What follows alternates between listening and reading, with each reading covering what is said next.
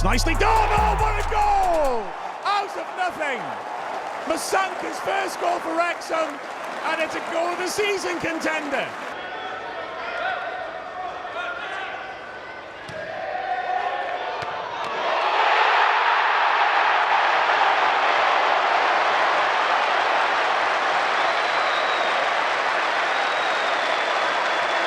Planet Fast Podcast episode 12.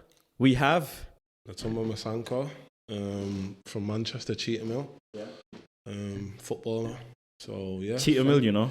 Yeah, man. Notorious ends, innit? Notorious ends, man. You've got to be tough growing up where I live, mate. Yeah? Yeah, man. So, thank you for coming on the show. That's a pleasure. I'm very excited. You're the first kind of footballer to be on my show, and football is a big thing in my world, in Planet Faz, and your story is very sick. You know, the conversation that we've had before the podcast, why I was so excited to have you on. And so tell my viewers, tell the people who see this a bit about yourself as to, like, you know, we know you're from Cheetah Mill, Manchester, but tell us your journey as to where you come from, you know, what football you've played so far. Okay, so what position do you play? Let's start with that. First of all, I'm a striker. I've been a striker all my career, basically. From young, I started playing football at the age of, from I can remember, 5 years old.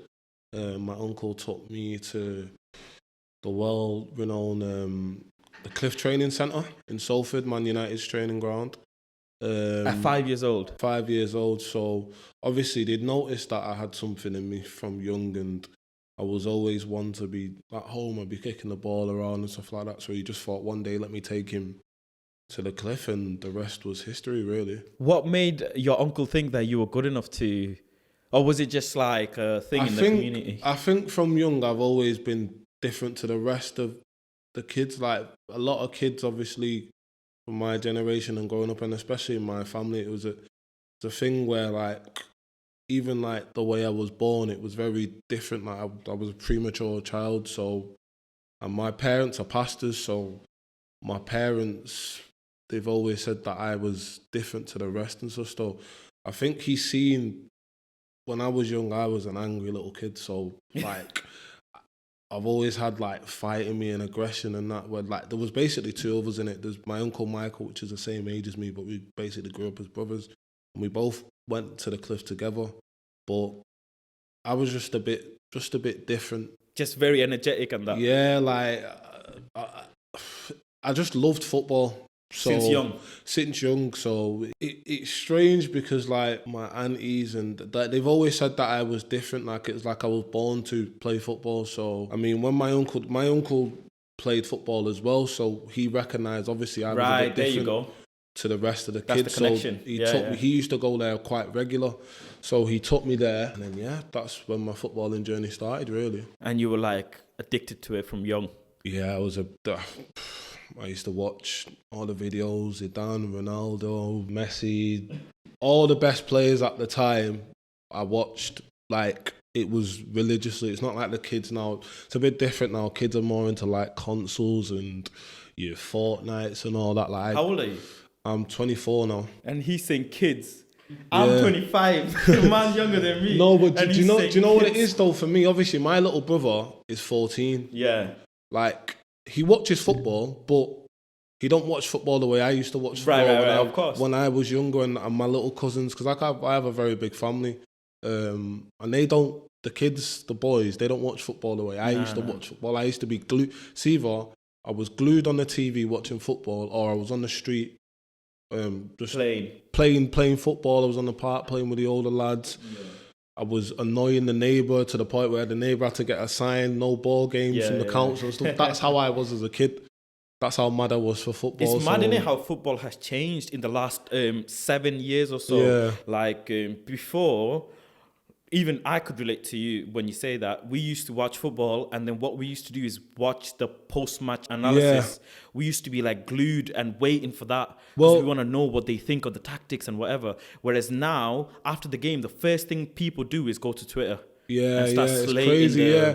Do you know what's mad? Yeah, I remember from young, me and my uncle Michael, we literally used to try and recreate goals or skills. I remember. Really? I don't know if you remember, but I remember Ronaldinho scoring famous goal. I think you might remember the goal that he scored against Chelsea, where I can't even describe what he did. He basically danced. Yeah, and he toe bunged it. I remember after that game, the next day going to school and trying that on the yard. Like that's how mad I was for football as a kid. Like I'd be trying. I'd pretend I'm Raul or Rooney or whoever. Yeah. And I outside my mum and dad's, I actually spray painted a goal because we didn't have goals. So I spray painted a goal on the wall, and there was a lamppost. So we used to play stuff like Wally, Lampy, heads and volleys. So. Yeah, so and it's different now because you don't really see kids doing that anymore. So it is quite sad to see, but we're in a different day and age now, isn't it? So talk me through kind of your footballing career, right from the time 5-year-old to, let's say, when things start getting a bit serious. Talk me through the stages that you went through. Okay, so when I first went to the cliff at Man United, it was basically like a community thing. So all the kids from Salford, Cheetham Hill, pretty much every area in Manchester used to come. We'd pay to play, and then obviously it's like the tournament that we was at, for kids. And then I ended up getting scouted through that way. So I didn't do the grassroots and stuff like that. I didn't play for a local team. That's how I went there. So obviously that's like the hub. Yeah. Where all the kids go, and then all the scouts that are scouting, really young, like the coaches and they're stuff like watching that. and they're saying, watching.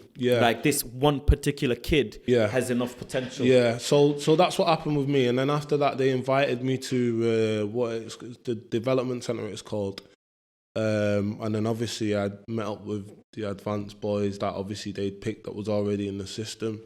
So I think at the time probably memorable players that are playing now that you'd probably know. My age group was Scott McTominay. Wow. Marcus Rashford was the year below. Cameron Borthwick Jackson, Jack Harrison. They were all in this development kind of group. There was all center. of us. Yeah, like there was so many of us, and a lot of them have gone on to have amazing careers. What age were you at that time? 7, 8? 5 years old. 5. So you 6. started at 5, and 5, probably 6, within like a couple of months they kind of saw something in you. You can from the moment you get in there, you can tell it's different because the lads, obviously the young boys that were there with me as well, they were at an elite level for kids that age. They're the best in the country for. How do you know that a kid is good at football? Like I see these YouTube videos of this kid like toe poking a ball and it going through a basketball hoop. So how do you know that a kid is good or good enough? I just think that from the way I judge it is, I look at my little brother and I try to see the way he plays football and the way that I played at his age, and it's just different. The way I play and the way he plays, it's very different. So I think you can see that obviously as an adult and as a coach, and you got to think these coaches have seen thousands of kids, millions of kids. Right, yeah. So they already know and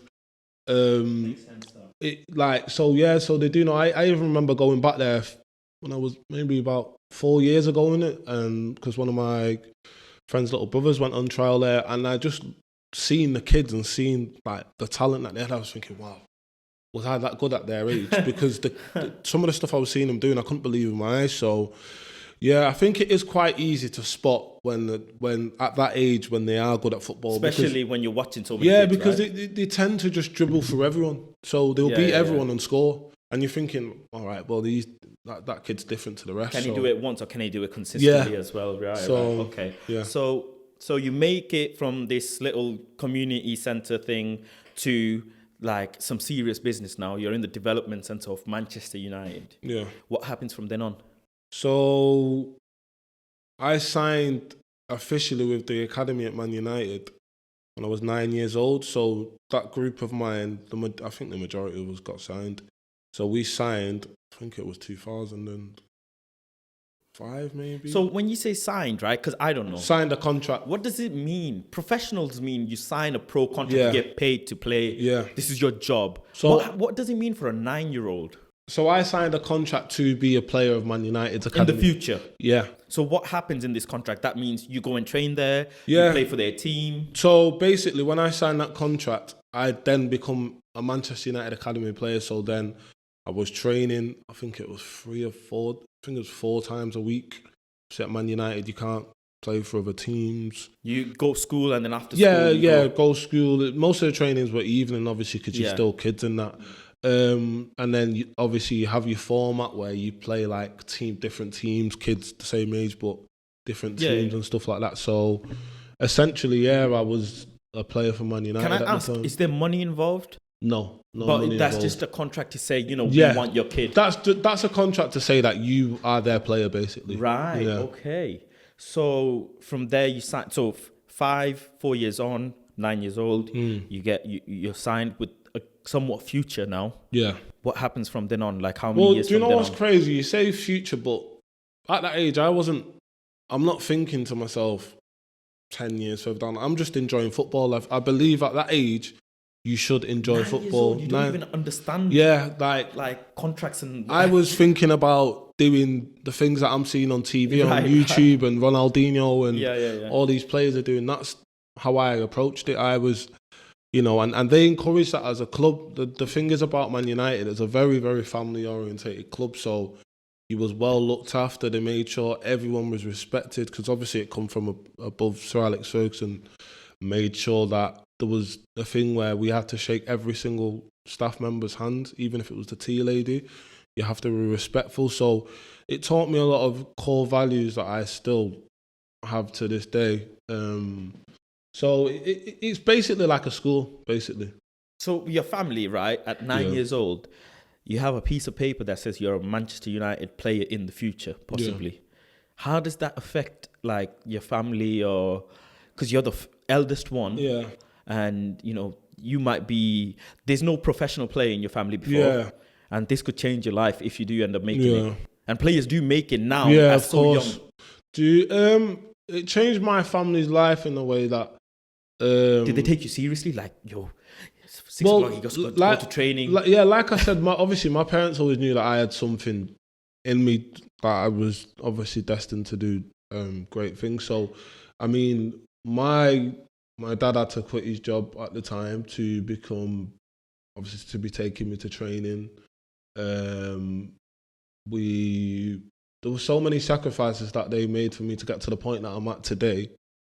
And it wasn't just them, it was the whole family. There'd be times where obviously my dad couldn't take me, so my uncle would take me to training.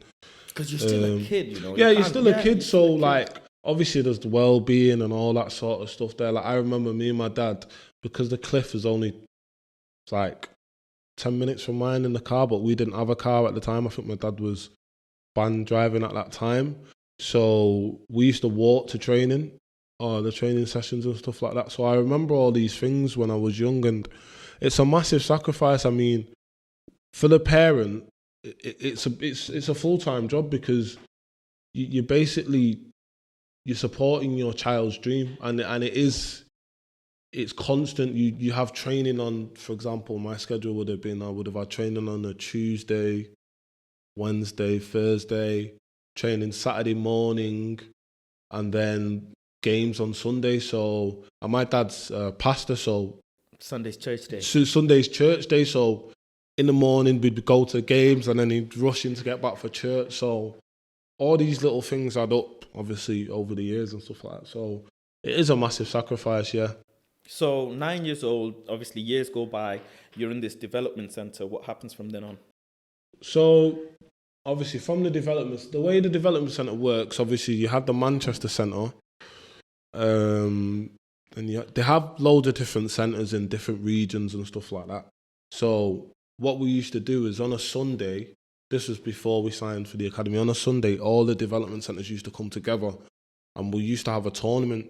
So, and it was like a World Cup format. So they'd mix the players and put you in different teams and stuff like that. So you're playing, they play the Champions League music. It was amazing. Like for a kid, they make it serious. They make it serious because it is serious.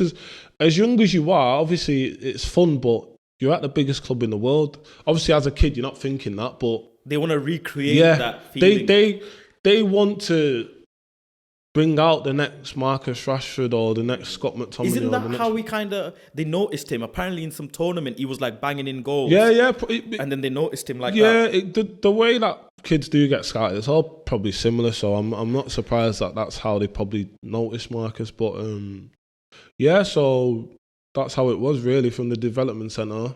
After that, obviously you go into the academy and you're then on the academy programme, so you're training at the Cliff Training Centre. So the under-9s, under-10s would train at the Cliff and Littleton Road. So obviously you'd play your games at Littleton Road on the Sunday mornings, I think it was. Some games, if it's in the week, it would be played at the Cliff because there was floodlights and all that there. So yeah. Did you make it to the academy then? Yeah, I was in the academy till I was 12. I left. Well, I got released from Man United when I was 12 years old. So talk me through that. What happens at 12 years old? Why do you think you get released? What happens?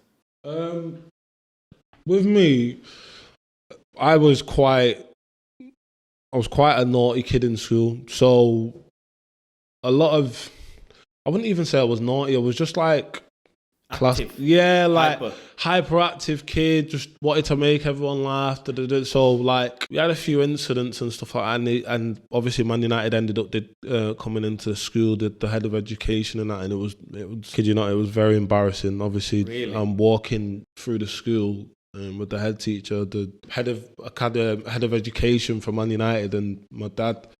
So it was tough. It was a tough period in my time because you've got to remember, obviously, I joined Man United as a baby, basically. So that was all I'd known. It was basically my family. So to leave there was one of the hardest things. That I still regard that as the first heartbreak that I've ever had in my life. Do you regret it? I mean, you're a kid. You don't know better, but I do. Do you think it's someone yourself to blame? Because you were, messing about. And yeah, it is myself to blame. But to say regret, I do and I don't, because I remember in them periods, it hurt me deeply. I didn't go to school for a week, mate. Like literally, I was in bed for a week. I think I cried that much that I was actually physically ill. So, and I always remember my last training session because it was down at Carrington and to get to the under-11s pitch was right. It was so far. It's on the other side of the training ground, and obviously from the under-11s pitch, say for example it's on that side, the first team trained directly opposite, so you can see. And I remember running because I was late as well, and I was just crying and then obviously before I got to the pitch I had to obviously wipe my tears and stuff like that. But yeah, man, it touched me deeply because that was my family essentially. I'd grew up with, I'd spent more time with them than I actually did with my own family. So did you not have an inkling that this is happening? Like, do you know that what? You're about to get released, or did it just happen one random day? No, we knew that, obviously you can get released because you got to think it's Man United. But I'm not saying can. Like, did you know that it's happening for you? Oh, I didn't know that I was. Did you see it before it happened? I didn't know, and it comes as a surprise to me. And to be honest, a lot of the kids' parents, obviously my teammates and stuff like that, even the boys, they were very surprised because there was a few boys that in themselves they thought that they might be getting released, but in my head it never really crossed my mind. So it was a big shock for me, and it was a massive wake up call. But I was I think straight after I went to Man City straight after, so it was tough. But I went to the next club straight after. How did you manage that?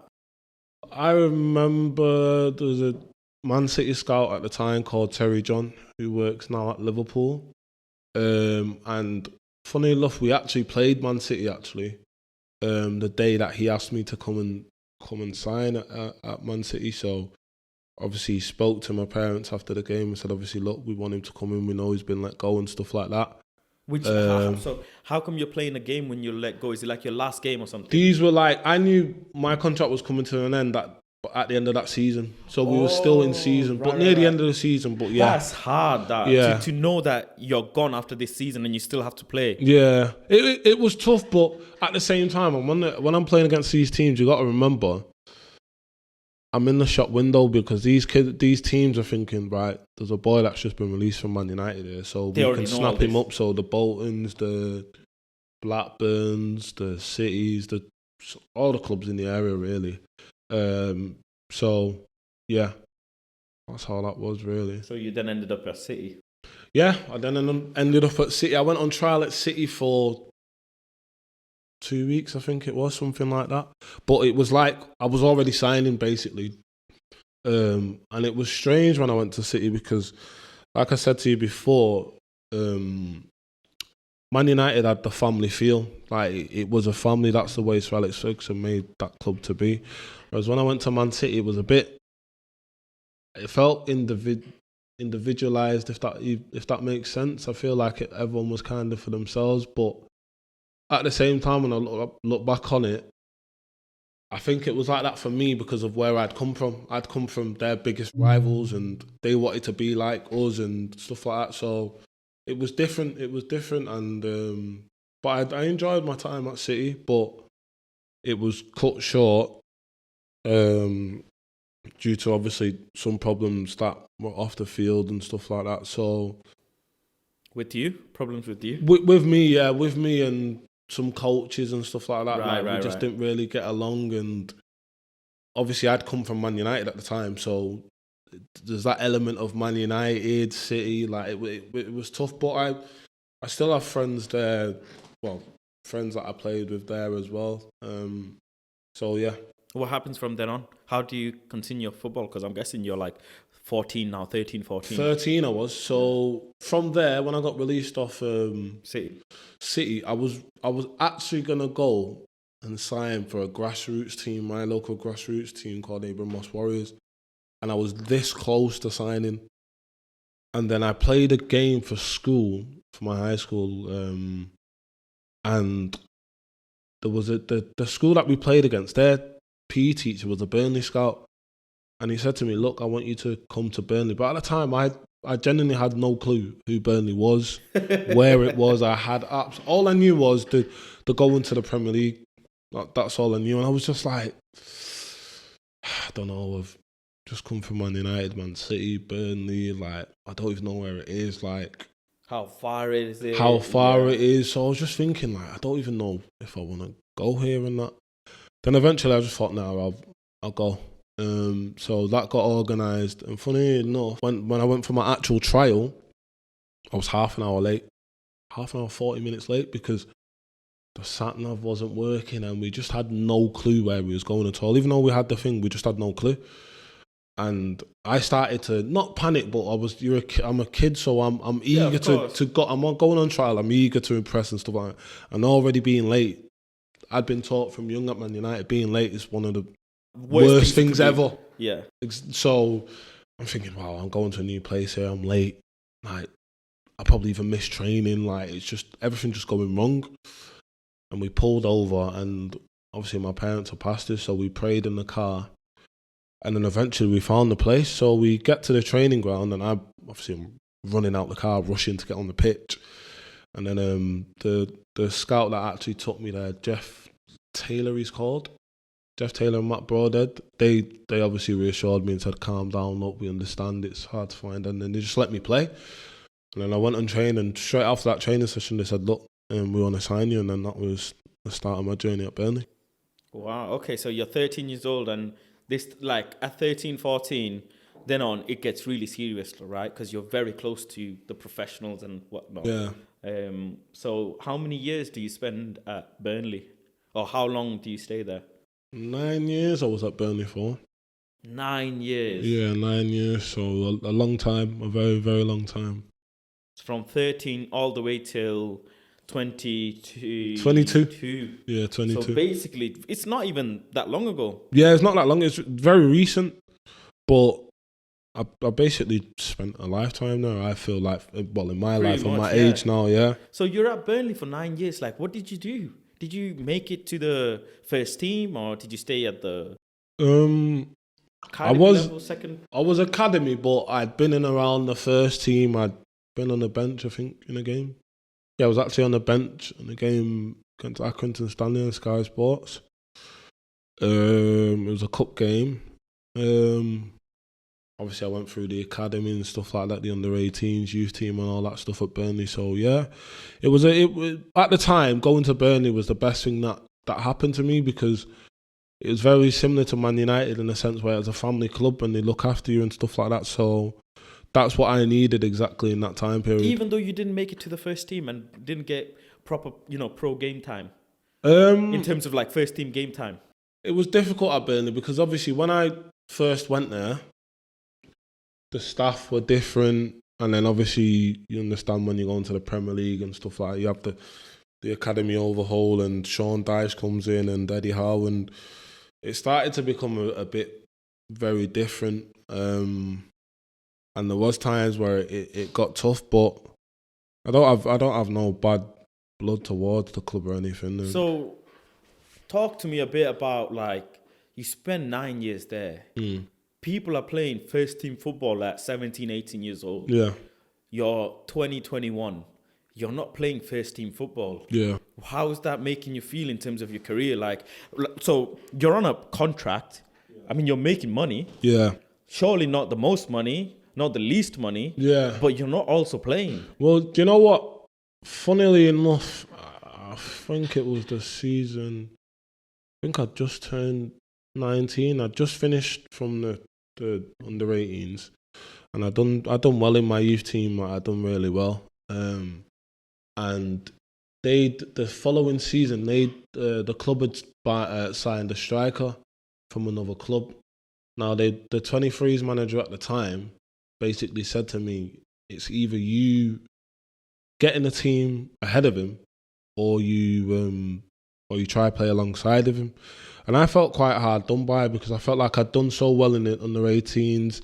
When I did get called up to the 23s, I'd done really well. I was scoring goals and stuff like that. So I felt like I was going to get a bit of a better contract than what I did initially first get at the time. Oh, they'll take you more serious. Yeah. But I didn't. But I signed a third year third year scholarship. So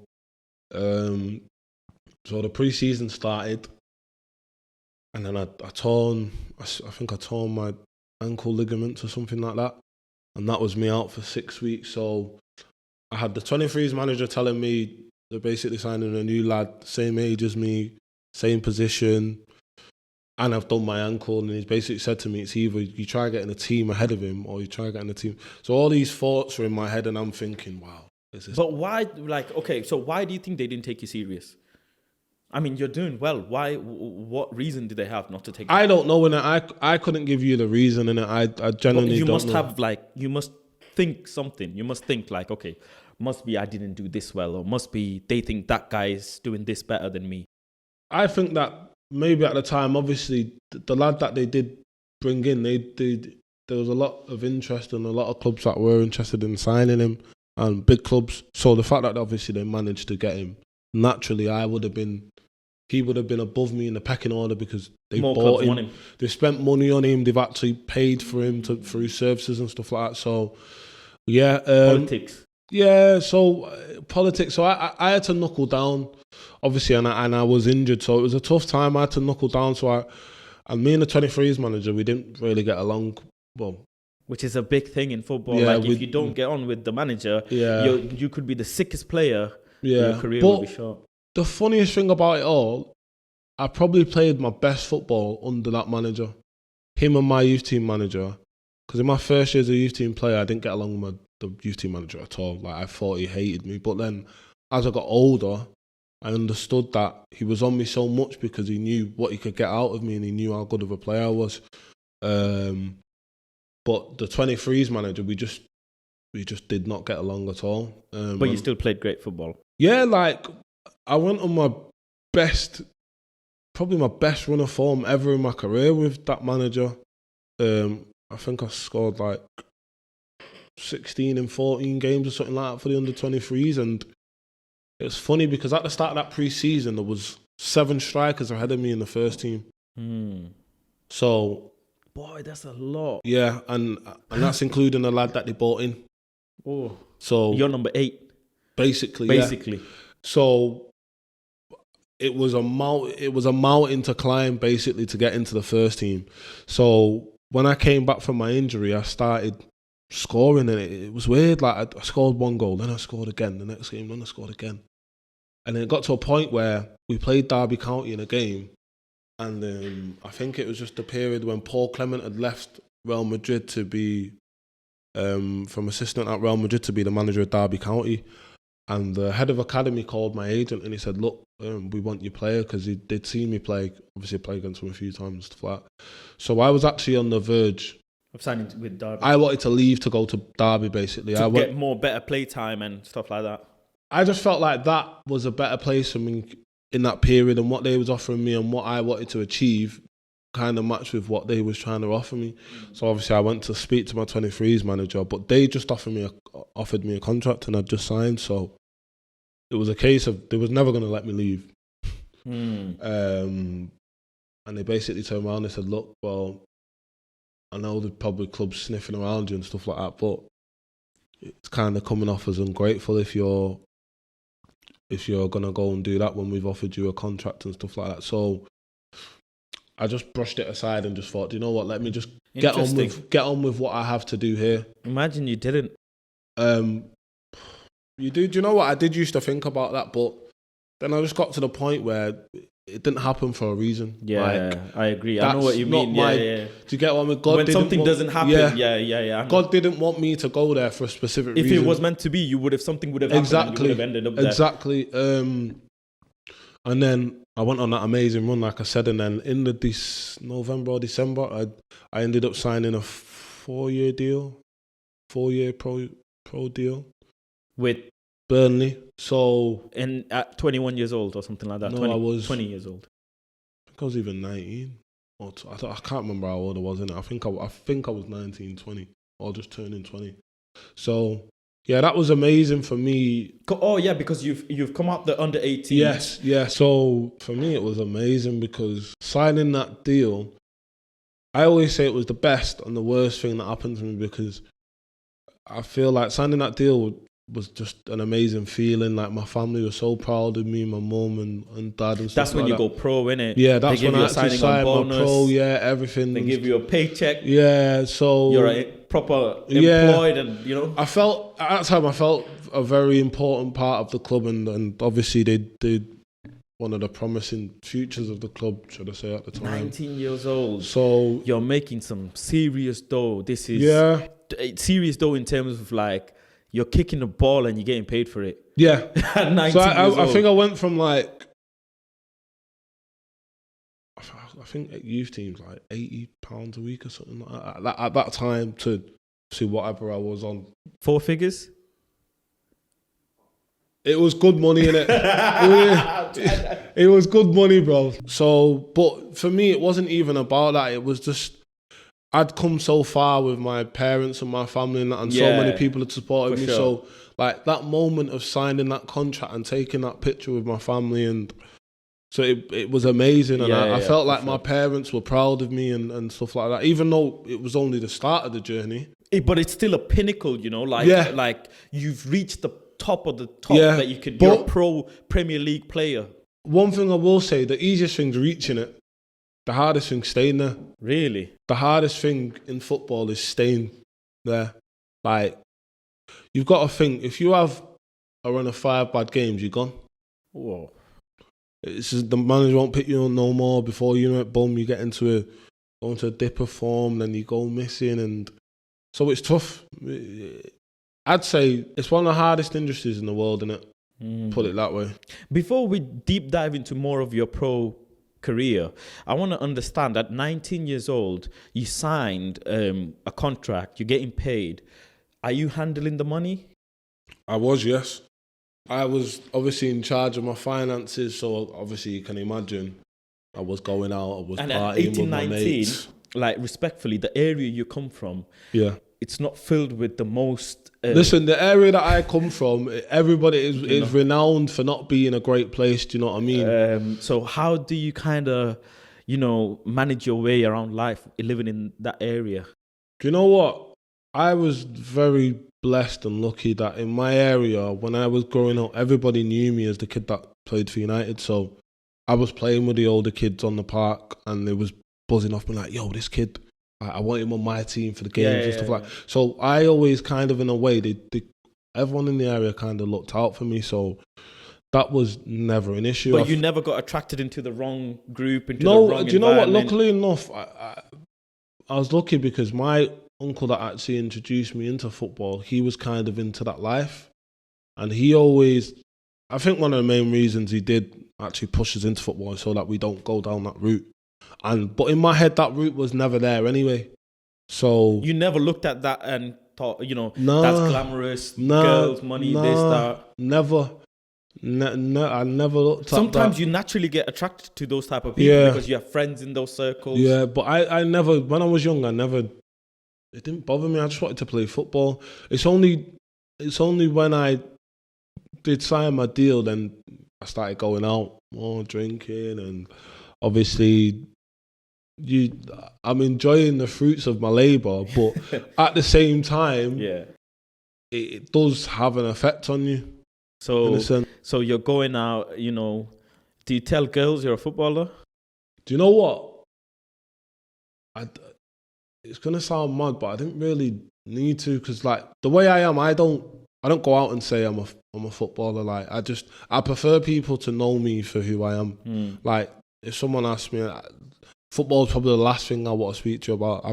I prefer you to get to know me as a person. Yeah. And then whatever else you hear or whatever, that's whatever else. But I genuinely, when I meet people, most people know who I am anyway. Not to be big-headed or anything, but like I just prefer people to know me as Ntumba and not as a football player. You get what I mean? So I mean, your colleagues at the time, they're all going out as well. Yeah, it's a culture, isn't it, now amongst like young players? I wouldn't even say now. It's always been a culture in football. They gamble, they drink. Yeah, but I never gambled. They have fancy cars. Yeah, and this drip culture as well. Yeah, they spend lavish money on. I was never really into all the drip stuff. Like I just wanted to enjoy myself with my mates, and we was enjoying ourselves because I obviously my mates, they'd been through that journey with me as well. Also, like, so your friends are like... Yeah, like, but they're not even my friends, they're my family. Like, and I'm not talking about my teammates that I was playing with. I'm talking about the kids that I grew up with at home. Like,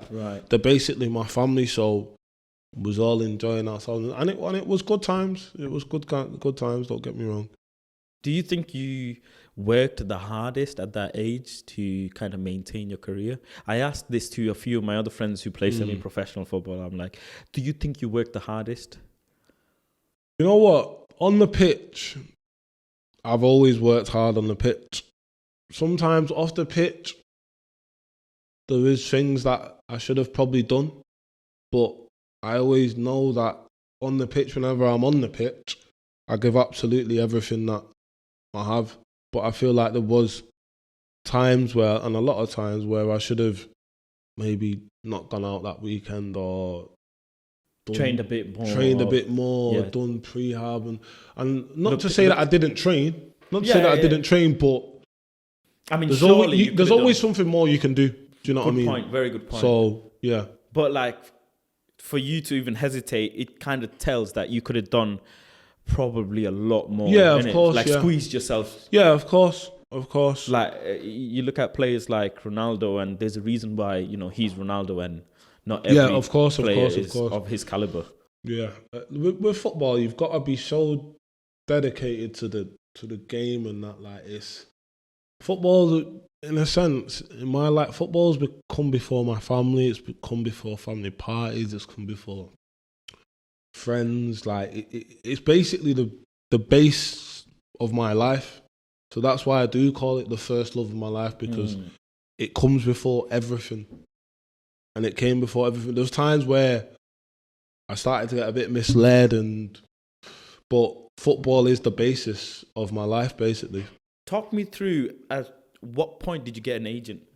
Because agents play a big part of your career, probably the biggest part when you turn pro, or if you're about to turn pro. I got an agent when I was 16 years, just before I signed the youth team, I think. So that's when I... How did you meet him or her? How did I meet him? My cousin, Brandon Zabaka. He played in the tournament actually. At the time, he was at Preston North End, and he's the youngest. He was the youngest debutant ever to play. Yeah, for I've met him. So He's a hench. Yeah, he's a big guy. Whoa, that guy's wham. Yeah, he's a big lad. So, bro, I met this guy. He's the youngest guy to ever get signed to Preston. Yeah, bro, this guy is like a tractor. Yeah, he's massive. And he can move. You know, I've seen him play football. He's a top player. So obviously, I met my first agent through him. Obviously, because he was his agent at the time. So he looked after me in my first year, I think it was. So he was the agent for your cousin already. Yeah. And then obviously, Yeah, and then I ended up meeting another agent called Mason Thomas at the time, and we got on really well. Mason was young, still kind of in contact today, but me and Mason had a great relationship. So, are you still with the agent now that you? No, I'm not with Mason anymore, but I've got a different agent. And the agent that your cousin was with, sorry. Oh no. Me and him, we ended. I think I only done a year with him, and then I signed with a fella called Mason Thomas. Right, and then you stayed a few years with him. A few years with Mason, and then I had another one called Harry, but him and Mason worked together. So they actually done my pro deal. Talk me through a bit as to like, for someone who doesn't understand, because I've not been in that environment, what's the job of an agent? Because what it seems like to me is they just get you a contract or get you in touch with the club, right? Because they have contacts in that club or whatever. They have your footage and they do all the negotiation. What other job do they do? What else can they offer you? I feel like a lot of agents today, they're obviously just in it for the money, and really, they're just in it for the money, and like, if you're not doing well, then they'll just find someone else that is doing well. But you get the rare few agents, like my current agent now. He advises me off the pitch. He's always around my family and stuff. He speaks to my parents and stuff like that. And he always makes sure that I'm on track. Even when I'm doing things I'm not supposed to, he's on my case, like, you can't do this and you can't do that. And that's why I've stuck with him. So you still have an agent now? Yeah. Even though you're not playing pro? Yeah, I still have an agent. So, I mean, why is he still sticking around? Because the main reason he stuck with me and I've stuck with him is because he still believes in what I have to offer. So you left Burnley at 22. Yeah, he was my agent when I left. And then he's still with you now. Yeah. I mean, I'm guessing he's not making much money off you or any money off you, really. So what's the relationship here? It's been 2 years. I've been with him like. Well, I mean, 2 years since your leave from Burnley. The relationship, at what he's point? like a father figure to me. So you don't turn around and ask him like whatever his name. What's his name? Christopher. So you don't turn around and say, Chris, like, come on, man, get me some teams. Of course I do, but he's always had a team for me. Since I've been with him, I've never not had a team up until obviously COVID situation. Because obviously I was out playing in Italy, but I had to come back home. And obviously, you know. Right. Okay. So you were playing. So yeah, but for me, that's not even the most important thing. You need, in football, when you're playing, you need someone that believes in you 100% and blocks out all the noise that they could hear from friends or family members or other people. Because many people have said to my agent, "Oh, just leave him. He's not worth it. He does this. He's messing about and stuff like that." I mean, in the most respectful way, but you are not pro. Of course, he's making the most money he could for the time that he's spending on you. Yeah, of course. But he does believe in you, which outweighs the monetary value, right?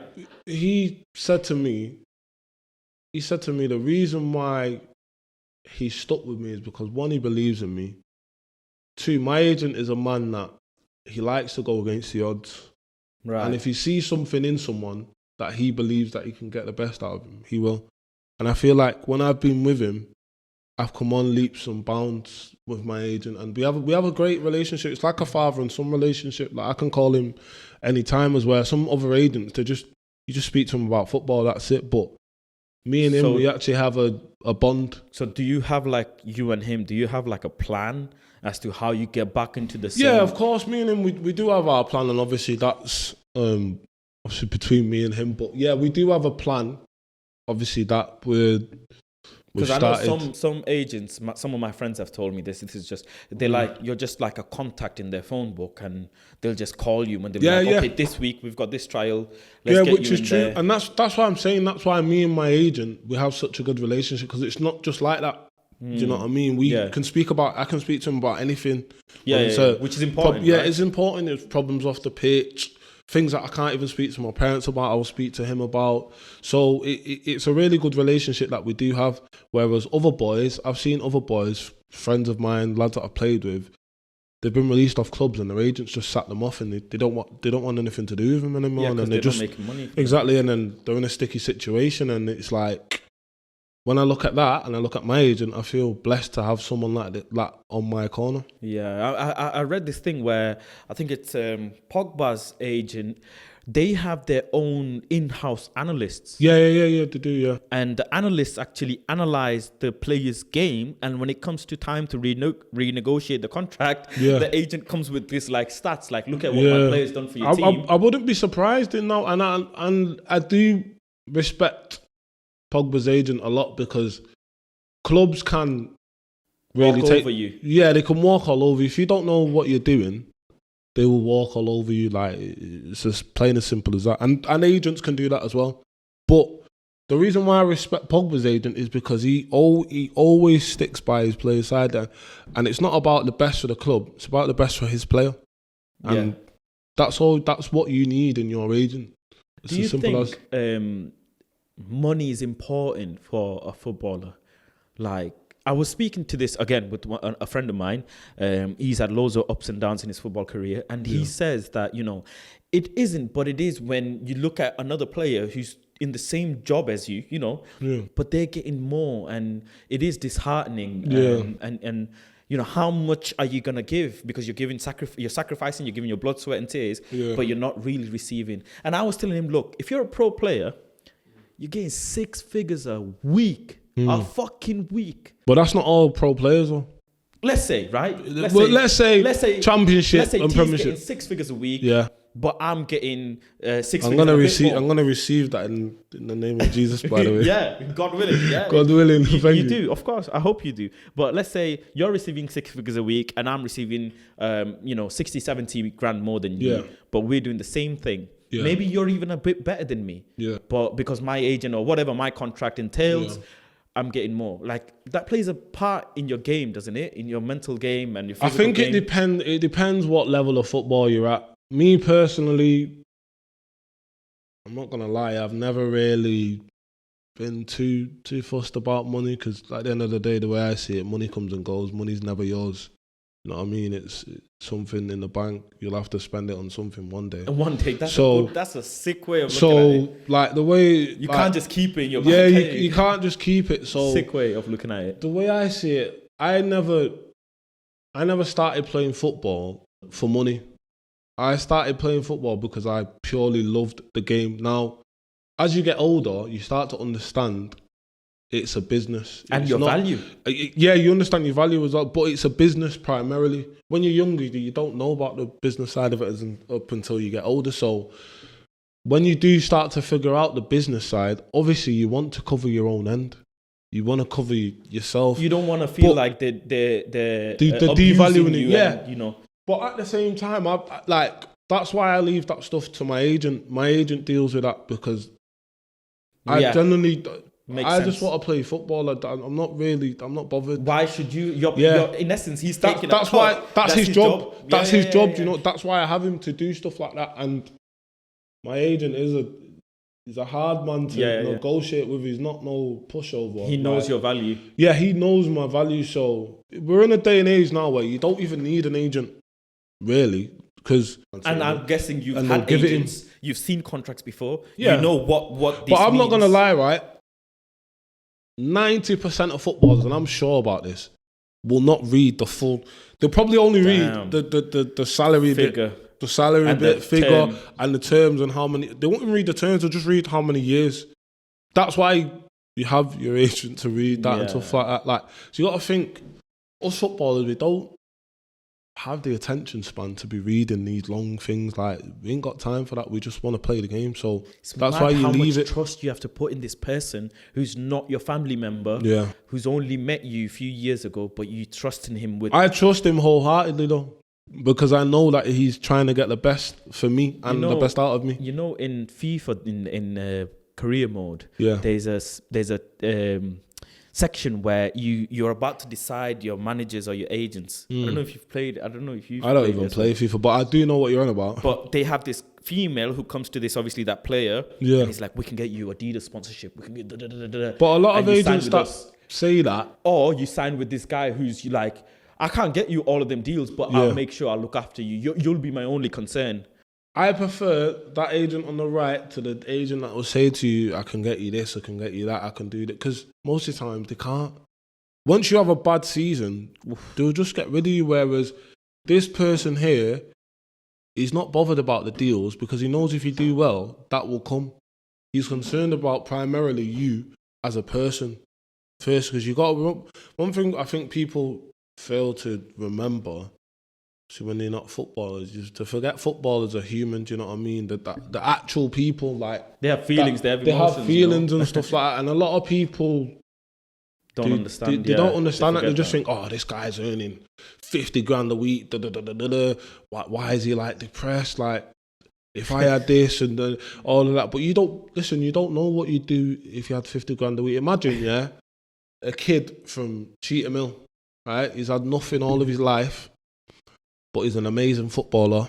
His first contract he gets given, 50 grand a week. What do you think that kid's going to do? By the time the week is finished, you're getting another 50 grand. Right. So if he's not got the right guidance around him, what do you think he's doing? He's going crazy. He's going, of course. He's going crazy. And this is what people don't realise, stuff like this. So you're making more money than you can physically spend. Exactly. So that's why you do need an agent like that cares about your well-being, cares about what you're doing, where you're at this time and this time. Where there's agents that just think, oh, as long as he plays well, then I'm getting money. So when you signed pro, did you start having phone calls from family members you've never met before? You know what? Not because you said you have a big family, right? But my family's massive, you see, like very, very big. So when I signed my pro contract, because my parents are pastors and my parents are well known and my family's well known, it was a thing where like the whole community was proud, sort of thing. Right. So okay. it was a community thing, like, so everyone was happy. So and the way I am, I'm a people's person, so I will speak to anyone and everyone. You know what I mean? I'm not one of them people that will just won't speak to you. Think of yourself like, nah. I'm not there. I've never grown up like that. My dad's not like that. Yeah. So, I mean, now you're 24 years old. Very young. 24 is like, but also in football terms, 24 is somewhat old as well, right? Yeah. So what happens now? What's the plan? I think my plan now, obviously I've not played in a year. Obviously since the coronavirus, the pandemic, I've had a tough year, like in terms of family and stuff off the pitch and that. But I think now for me, it's just about enjoying my football again and playing in a team that's winning every week. And I want to be in an environment where I know I'm going to improve and better myself. So for now, that's my obviously goal for now. Just getting a team and start. Yeah, just getting in a team and just getting back to basics of the game and just enjoying it, really. I mean, football, if you're not enjoying your football, then it's a difficult business to work in. It's not like your normal day job, your office job, where you go in and you hate it, but you're going in anyway. Whereas football, like, there's so many things. Like, you could have a bad game, go on the internet, you see abuse and all sorts. Obviously. Have you faced anything like that before? Yeah, I've been racially abused in a match before. That's crazy. Every single coloured or black player that I've spoken to, even my friend, he was like, "Yeah, we've some guy has said something to me on the pitch." I remember the earliest. I think the youngest I got racially abused was like, I think I was even like 9 or 10. Yeah, 9 or 10 in a game. By another white kid. Yeah. So what did you do? He said something, he said something to me that obviously I knew. I wasn't stupid at the time, and I knew what it meant in it. And to be fair, I think I just remember reporting it to the coach. That was it. Like, because they always told us from young, if you hear anything of the sort, just tell the coach and they'll deal with it. Nothing really ever got done, but I was a kid there. Like, the way I see it, because I remember going to Italy and the boys hard there, innit? A lot of my friends, there, a lot of people question like, bro, you're not scared of like the racism? I was like, bro, I genuinely couldn't care less because I've been racially abused in my own country, bro. In a language that I can actually understand. Like, the incident that happened, it was mad. So what do you think of players like walking off when you know they face something like this? I think they're right to, but at the same time, I just don't believe that racism will ever leave football. I mean, how many black or coloured managers do you have in the Premier League? How many do you have even at football clubs in the academy level? How many do you even have at grassroots? So when you start looking at things like that, but for me, I just think it will never leave the game. It will never leave the world as a society anyway. Racism will never leave. It certainly will never leave football. Because the stuff that happens in day-to-day in the change rooms and stuff like that, jokes and stuff like that, which it happens. Changing rooms? It's part... Listen, as mad as it sounds, and whoever's watching this might think it's mad, but it's part of... Probably a lot of players who watch this, who follow you and that, they'll understand. They'll understand, but for me, this the is thing like is, if you're not... mad. If you're from the outside and you're not from the football world, you won't understand what I'm trying to say. But if you're in the footballing world, you will understand that these things happen, and it is wrong, but it is what it is. How strict do you think they need to take this? Like, let's say you report someone's been racist to you, that player should get banned to play football forever? Or yeah, I think they should, but they won't. That's the thing, they won't ban him forever. But really and truly, this is like a crime, right? Bro, listen, you get, I think it's minimum like 2 years for drugs, right? Yeah. That lad that racially abused Glenn Kamara got a 10-game ban, which is 10 weeks or whatever it is. Glenn Kamara got a 3-game ban as well. For what? So really and truly, for what? What did he do? So when you look at it that way, where's the change? For me, there is no change. Like, look at how serious, right, the uproar for the Super League was. Look at the Super League. Very good. Look at point. that. And then they racism, wanted to shut off the whole football. Bro, listen, they're booing the England players taking a knee. Raheem Sterling is a black man, right? They booed him before the game, England's first game. They booed the knee. Sterling scored, they cheered. So when I see things that I just, like, to me, it don't make sense. It don't bother me no more. And that's me being truly honest. It does not bother me anymore because I've been racially abused in my own country, right? And the problem with England is that there's so many undercover racists.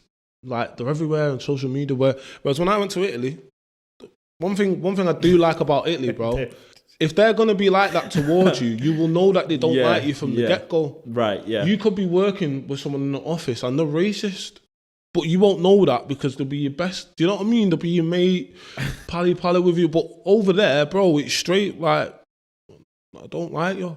Do you know what I mean? That's just how it is. Damn. I prefer that. Like... And in some aspect. It didn't faze me going there. Imagine being Raheem Sterling and 1 week you're a hero, 1 week you're the That's what I mean. most hated person. Look at the things that he's done in his career. We really and truly, this country should be hailing. They gave him an MBE, really, but I mean, like, what does that mean? How you give him an MBE and then your own people are? What does an MBE mean when they're writing articles about him in the newspaper, just nonsense things? Their tattoo. Yeah, that is, bro, honestly. But you know, it's nonsense. You touched on a sick point about the Super League. What they did, they came out, they stormed Old Trafford, they mashed up the game. They done a mad thing. Like, what they did was they committed because criminal 16s, offences. wanted to do their own league, but they would never in a million years do the same thing for one player getting racially abused on the pitch. No chance. Never. No chance on earth. No chance.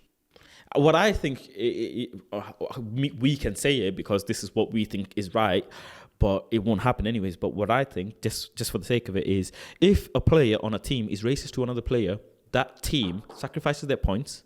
Yeah. Like, serious, that player gets banned. Like, Yeah. no, why are you banning them for 10 games? Yeah. Right? Yeah. You're not... You need to install the whole thing. Like, if you're racist, your career's done. Yeah, period. like everything just finished. For example, look at well, it's a different point, but look at Adam Johnson. Obviously, the situation was very, very serious, but his career's done. His career's no done. one will touch him anymore. No, never. Do you know what I mean? So why is it different for racial? Do you know what I mean? Like, it's there's a lot of double standards in football, innit? So for me, that's something I've always dealt with. I've my whole heard things career. about managers being like unconscious racism where they're favouring the white players more than the black players. And of course, but like I said, people won't understand that is part and parcel of the game. sad, Wherever innit? you go, It's whatever sad. level you go, it's part and parcel of the game. And it is sad, but someone like me, I'm used to it. It's mad that you the way you are. You're saying, it doesn't bother you anymore. You're just bothered about your football. Yeah, bro. Some players take it very serious. Like Even, for me, Demba Ba. yeah, bro, even me, Take off the guy's head. The whole knee thing, like, I just think it's become a joke. Like, what's it doing? I do agree. It's doing pointless. absolutely nothing. So It is pointless at this point. We're doing the knee for what? And getting booed. Because the way I see it, right, racism will never ever leave this world. Racism's like death and taxes. Like, there's always a racist guaranteed. somewhere, bro. What about you think of the band? It says on respect the thing? no to racism. They do adverts of that. UEFA does adverts of that. Bro, They're spending money on adverts, but they won't ban the player. They won't take actual action. if this country treated the way they treat people that are homophobic and stuff like that, the same way they treated racism, then I don't know, innit, but that doesn't happen. Your points are so sick. Do you know what I mean? They don't happen. So I've never compared that, but imagine you get caught being homophobic in this country. bro, you They lose your will job. Cancel. They cancel you. You're finished. You're finished. Completely finished. Like, And look at the girl who spat on that bouncer exactly a few weeks ago and called him whatnot. Now, if he reacts to that, then He's the bad person, So I wanted to ask you, right, a question that has been playing on my head. Do you think, like in NFL, they have salary caps? yeah, Somewhat, right? They have a salary cap. And also in NFL, you can't buy players from outside. yeah. You can't. It has to go through the chain, NFL. right? Yeah. This whole system. Oh, the they have. academy system. Yeah. Yeah. Okay. Do you think that needs to be implemented in the Premier League, or should it? But if we had an academy, like, okay, how many strikers in the league are actually British strikers? How many players in the league are British players? I completely understand your point, and that's where I think that the Premier League isn't the best league in the world. It's the most competitive league in the world, but if we talk about technical, like, you see it all the time in Champions League and stuff like that. Yeah, Chelsea won the Champions League, but like, Spain dominated world the football. probability of other European teams doing well is more. Yeah. Yes, and we don't have homegrown players. I mean, look at Europa League as well. Yeah, we don't really have homegrown players in England. They say they're homegrown, but they're not. They buy them from different clubs, and from Spain, you'll have a lad from like Bellerin, a perfect example. Bellerin come through Barcelona's academy, went to Arsenal, was like 16 or whatever, boom. They class that as a homegrown player. And I understand why they do, but It's not he's really not homegrown. really and truly. Do you know, he's not English. Right. Do you know what I mean? Whereas in Spain, like, perfect example, Atletico Bilbao, they don't sign players that are not from their region. So, for example, we're Greater Manchester. They don't sign players that are not from that region. Really? All the players at their club are Basque. It's called the Basque something. Look it up after this. It's called the Basque. The Basque thing. So all the players that you see there, they're either of Basque heritage, or they actually grew up in that area. That's crazy. So imagine if that happened in, like, Greater Manchester for United. Yeah, do you know what I mean? There's so many amazing young talents in our country. Do you think this country should do something like what the NFL does, and how well the NFL does as well? You know, the players. I think they should. It would be players amazing. The amount of players that play in League One, Yeah. League Two, in NFL level is a lot higher than the amount of players that play football for a long period of time. Yeah. Respectfully, look at yourself. You're 24 years old. You've had a lot of pro experience in big clubs, but you're not playing. Yeah. Right? Yeah. But if there was that system, you would have been playing football I know what right you mean, now. yeah. So I think that system would be amazing. But the problem is I don't think our system is as well equipped and as well advanced as their system, because there's way more money in NFL than football, but I don't know how they do it. One thing they always tell you from young anyway. So for example, from when I entered the academy at Man United, they always told us, listen,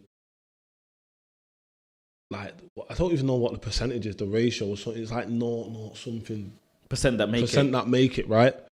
At Man United, they used to tell us, maybe only one of you will make it into our first team. Oh, wow. Probably not even none of you might not even make it. Do you know what I mean? And I was watching, what do you call it?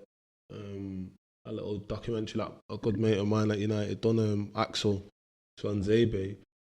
And he was saying exactly echoing what I just said about, obviously, you are told that, obviously, that's the possibility of it. Do you know what I mean? They're the percentages and that. So with football, you have to be mentally, very, very mentally strong. If you're not mentally strong in football, you've got no. You might as well pack it in now. And the salary cap, you think there should be some sort of salary cap in the Premier League? Yeah. Or in football in general? I think in football in general, innit, because like I said before, right, you take a kid out of Cheetah Mill, he's had nothing all of his life. And you give him 50 grand a week. 50 grand a week, he's gonna go mad. The parents are gonna go crazy. A thing that these clubs don't do as well, they don't give the players financial advice. Interesting. You don't have someone. I believe that every club should have someone. They should be having meetings with the young players about financial advice, stuff like that. Like you do have meetings like where they tell you like you can do courses and stuff like that. But well, it's not really serious. Yeah, I mean like, yo, if you make it as a pro, in-house, yeah, the money that you're going to be making, right? Do this with it, do that with it. I think that needs to be. It should be mandatory. Like they should have to do that because right. I feel like I've made many bad choices, because I didn't know about all of that. Right. Obviously, I had my parents and stuff like that. But even they haven't seen this type of money. Exactly, before. Even they've not like it's. Yeah. But it's mad. It's mad, but makes a lot of sense. You know what you're saying. So, I think the salary cap thing would be a very, very good thing for the future. Yeah, it makes the players stick to a kind of discipline. But I can't see it happening. I can't see it happening because there's too much money in football now. There's too much. Well, hopefully you make the six figures soon. Oh, don't forget hopefully, me. yeah. You know, a quick question I had for you. You're verified on Instagram. Yeah. You have not that many followers compared to what normal verified people have. Yeah. When did you get verified? I got verified when I was like 19, 20. So I googled you and you do come up, you know. Yeah. So obviously I understand why you're verified. Yeah. How did the gram process change and that for you? Did the DMs change when you had the blue tick? Do you know what? Did the people look at you a bit different? Do you know, if anything, it was more so probably like my mates and that were like, yo, bro, like you're verified and that, like you got to move a bit different, you got to do this and that. But what is it though? Yeah. Before the tick, right, bro, I genuinely, and I'm not lying, I genuinely could not care about the blue tick. It doesn't change my personality, it don't change my DNA. Like, if I'm signing a contract, it don't say Ntumba Massanka verified on Instagram. It don't say that, do you know what I mean, bro? Well, I tell my friend, I said to him as well, when I get verified, I'm changing my phone number. Boy, I can understand everyone, but bro, I don't know none of these laws. No, listen, I can understand everyone's different in it, but like me, bro, I'm not like, bro. It takes nothing away from me, and it get like. Don't get me wrong. There's opportunities that I've gained from from the verification, but the way I am, I'm so laid back. Yeah. I'm relaxed about anything, bro. I genuinely don't care, bro. Like people like say to me, bro, like got a blue tick and that, like you need to like unfollow these people. And I'm like, bro, What does it's it not mean? that Like, deep, what- yeah, bro. It's not that deep. Like, bro, I don't care. Do you know what I mean? Like, bro, it's not. Yeah, it might get you. Like, girls might look at you different and stuff like that. But Do you have a girlfriend? no, I don't have a girlfriend. That's the blue tick effect. Nah, I don't have a girlfriend. Nah, I don't have a missus. But That's the blue tick effect. You're never gonna get a girlfriend. Of course, he's very fat. I don't have a missus. But like, But you got a blue tick. Let's just put it this way, yeah, a blue tick can get you in a lot of places. Yeah, but for sure. I bet. I don't use my blue tick like. For I don't sure. use it for sponsors and all that stuff. Really? Like, nah, bro. Like, obviously, I get people that Offer, message yeah, me yeah, like yeah. for clothes to take pictures in their clothes and stuff like that. Obviously, I do stuff like that because I'll do it. Like, do you know what I mean? It's helping someone else's business and helping. But in terms of like taking money off someone, I wouldn't do that. That's very humble of you. I don't know if I'm gonna be that humble, you know. Bro, like I said, bro, everyone's different. I done a lot of shit to have a blue tick. Bro. Tell you that. Do you know how many times I applied to have a blue tick on Instagram? Do you know and what? they declined? Do you know what the maddest thing is? I didn't even know that when it happened. No, I did know because basically what happened was a guy that works for Instagram followed me on Instagram and he messaged me saying, look, we're quite interested in your profile. Your profile's like a interesting page and stuff like that. So I want to get you verified. So I was like, all right, cool. So literally 2 days after that, my account was verified. They know, the criteria is you have to have articles and this, that, the other. Yeah, you have to have at least 2 solid, proper articles for, you to be verified. That's the first. I didn't even know classification. that. That's the first I'm hearing it. Yeah, and your Instagram is your proper name as well, which obviously differentiates between you and, let's say, me making an account that claims I'm you. I think people around me are more bothered about it than I am. My Instagram, bio is going to be nothing was the same. Listen, it's been amazing to have you. Thank you very much. I honestly really appreciate you coming on the show.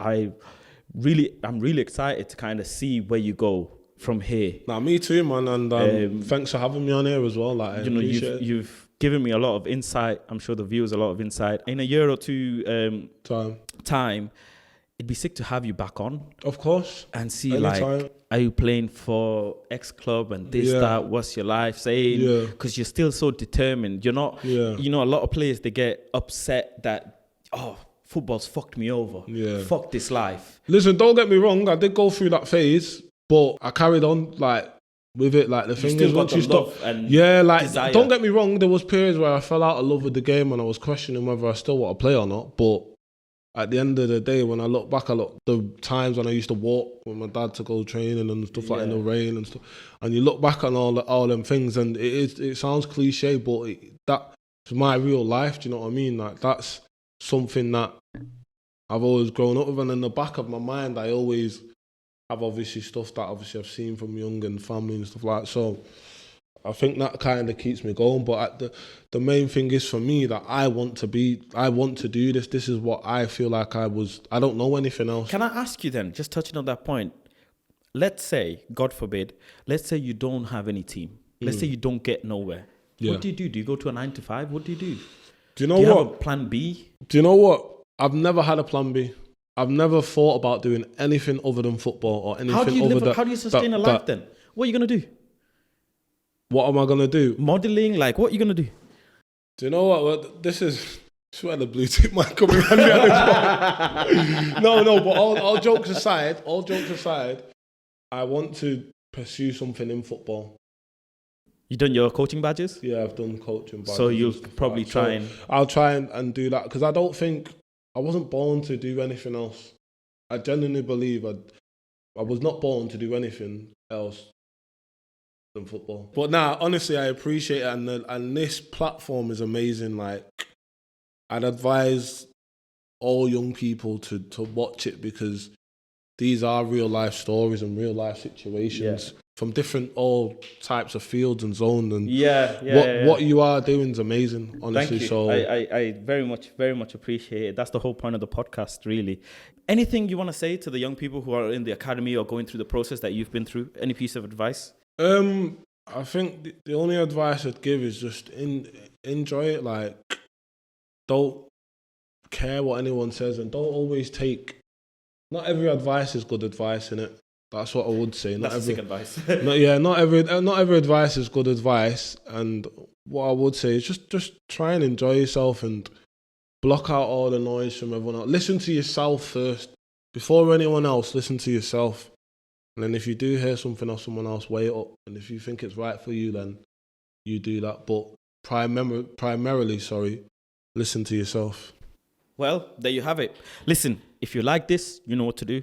If you don't like this, you know what to do. If you want to subscribe, you know what to do. If you don't want to subscribe, I want you to go on Twitter at Man United, because we need a striker for the season coming up. T is available. I'll go back Chris anytime. is his agent. But if Chris is, not available, I am available. Yeah. Let's make it happen. For Arsenal, I don't know. We don't want. Listen, I'll go anywhere in the Premier League. Arsenal. I'll go anywhere in the Premier League, mate. Peace.